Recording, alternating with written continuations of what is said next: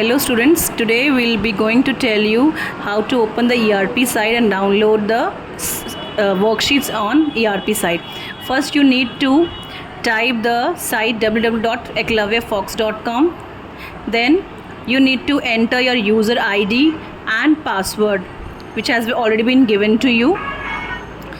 Then your page will open. On the left hand side you can see 3 lines. In this you can go through your homework, your assignments. Then in the homework column you can check the homework.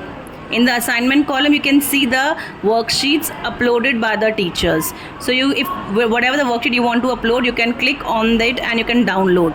In some of the phones you can see one dialog box will visible on the top in which it is written pop-up blocked and always allow. If you will always allow, then only you can able to download your worksheets. So you will allow it. In this manner you can download the worksheets. Then you can download any other worksheet. That dialog box will not come again. In this way you can download the worksheets and then you can log out your site. Thank you.